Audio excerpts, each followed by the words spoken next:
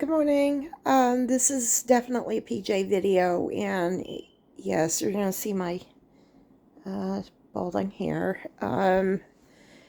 I really didn't want to do that, but my scalp hurts way too much to wear a hat right now.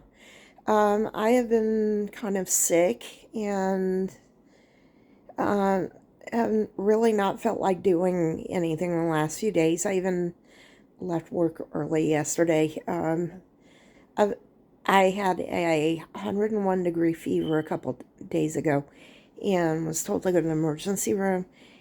And by the time the nurse called me back, it was around midnight and fever had broke. So because of my epilepsy, I'm not supposed to be driving at night and everything. So we went back and forth with the doctor on call and everything, and they agreed to let me wait until daybreak because the fever had broke, and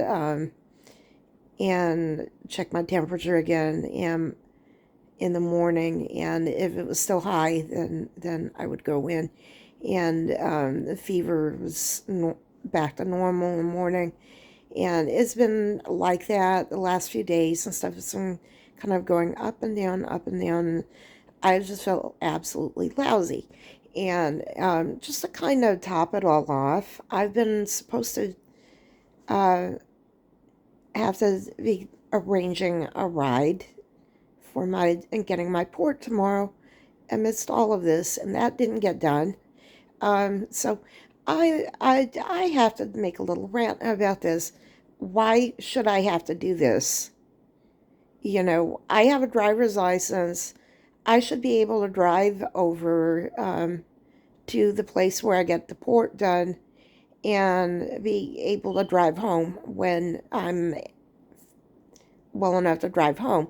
Why are they sending me out of this place, a state where I'm unable to drive?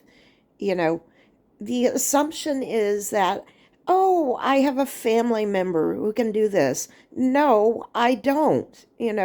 I'm an adult, and I do not have a family member available who can do this. So I have to reach out to the community and do this while I'm sick, you know. And this is a stupid assumption to make. I think, you know, I'm an adult. Why do I have to do this? They should not be sending me out when I'm not in a coherent state. This is setting someone up, you know, to be taken advantage of. It's going to happen to someone, you know, or you know, or someone's going to get in their car and drive anyway. You know, they'll lie and they'll do it.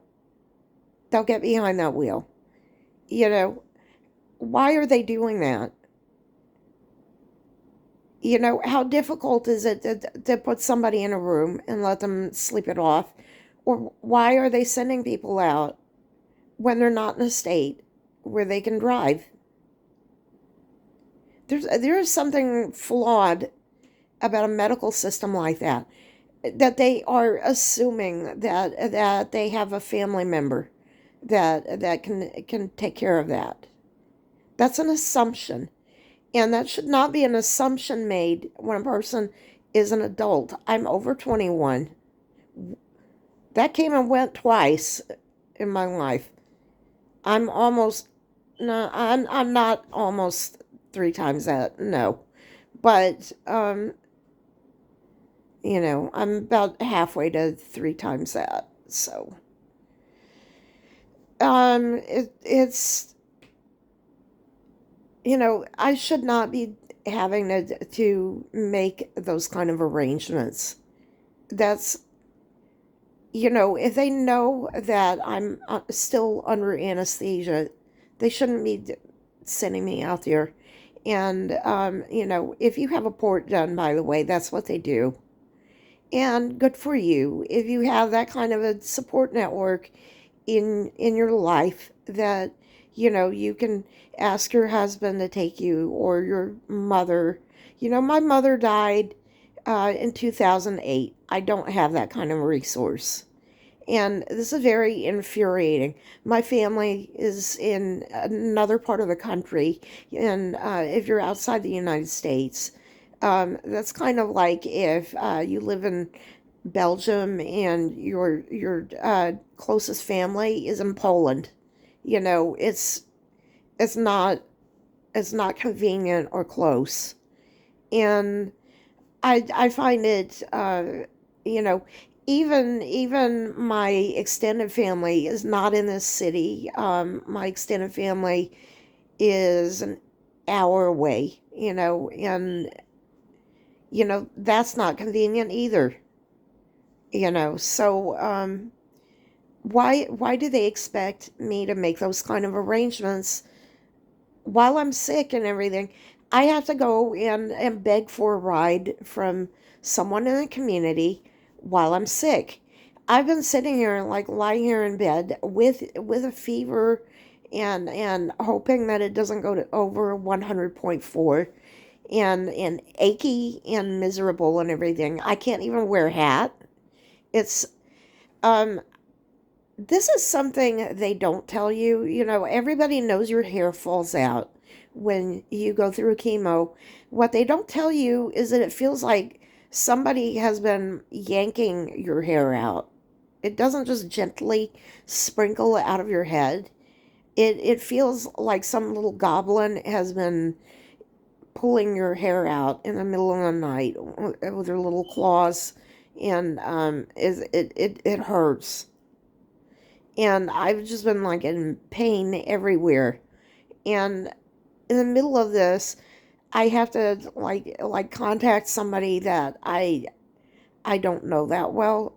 She's nice and everything, but I don't know her that well, and and ask for a ride in the morning and everything, and possibly ask to stay over at this person's place for a couple of days while I recuperate from the anesthesia and the surgery. And, because this is a weekend, and, you know, I'm Jewish, and on Saturday you don't drive. So this is a whole dynamic that's being imposed on me and imposed on somebody else that in my community and everything. And this is really something that, you know, is maybe not an outpatient procedure, it's an inpatient procedure. And, my insurance company, which I will not say which one it is, but you probably buy your medicine at it, and you probably pick up your prescriptions there, and you probably, um, pick up candy and things, candles, and you know, little items at that place. So you can guess which one it is. Doesn't want to pay for an inpatient procedure, so they're just going to dump it on there because they're assuming that everybody has a family member that can pick them up for the surgery so they can recuperate at home, and some stinking CEO of this company that somehow acquired an insurance company can save some money. And I'm saying this as an insurance agent. That's not an outpatient procedure. And that's my rant today. And yes, I look horrible. I'm going bald. Um, you know, and in case you're just like randomly catching this, the reason my hair is pink is because I donated my hair while it was still healthy, um, to a children's wig company, and I decided to have a little fun with it. So yeah, I'm a 55-year-old lady with pink hair that is gone, and I'm ranting about this. I'm going through chemotherapy, and I need to get my port, and you know, it's being treated as an outpatient procedure when I'm being sent out still under anesthesia for 24 hours. um, because it's being assumed that I have a family member that can take care of me for the next 24 hours. No, I'm being sent home under anesthesia where I can still have probably a choking hazard. I'm not able to drive or anything like that. Being sent home by myself, no way to get home. So they're just going to throw me out in the street under anesthesia. And some part of it says right here in the videos that I'm in Orlando. They're going to dump me out on the street in Orlando somewhere, too doped up to drive in some part of the city that I don't even know where it is. Watch me pull a clump of hair out.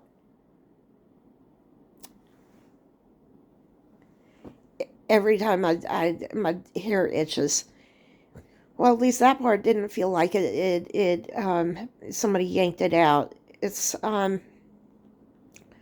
so this is my rant. Every time that they do this, it's not some little minor inconvenience, but they don't see me having to scramble online to arrange rides for this. It's I should not have to be doing this. I have a car, I have a driver's license, which I went through a lot of trouble to get back, you know, and this could happen to any one of you, if you're Gen X, you're probably an empty nester. Your child, if you did everything the way you're supposed to, and you know, um, you might still be married, you might be divorced. Your children are probably already in college and have moved out on their own, and they might not live in the same city that you do. You know, so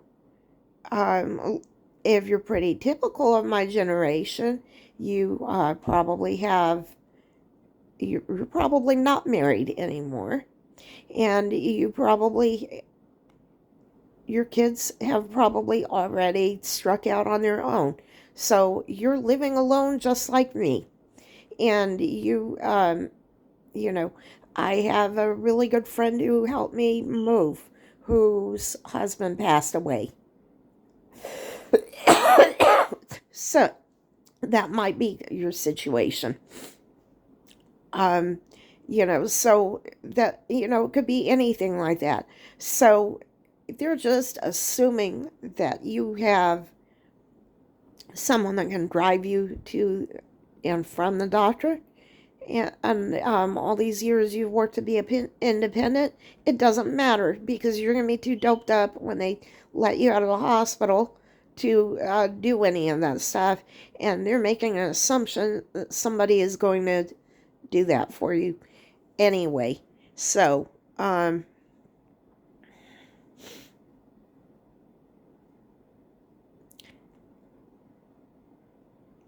because they don't want to take care of the patients after the surgery, and they should be. So this is my rant this morning. It is very negative. I'm sorry I'm not Little Miss Sunshine. I felt like crap the last couple of days. That's why I haven't uploaded, because all you would have heard is I feel like crap. Bye, So, no, I'm not sparkly, full of bubbles and everything. I need to spend this morning finding a ride home or making some kind of arrangement. I'm not going to probably wake up at my own home for the next few days. And I'm just miserable about this. And I feel miserable. This is the first day I think I've woke up without fever. So, I just, this is chemo kicking my butt. And then on top of that, I have to deal with getting a port, or I'm going to have more bruises all over my arm. And I don't think my veins can survive 6 rounds of this because I've already had problems with my veins from donating blood. And you know, Anyway, I'm sorry. I know it's not nice to be all cranky and everything like that. I've tried to work on it, but I've kind of hit my breaking point this week. So, well, I hope you have a good weekend. And if I know you, give me a call. I'm having a rough day. Bye.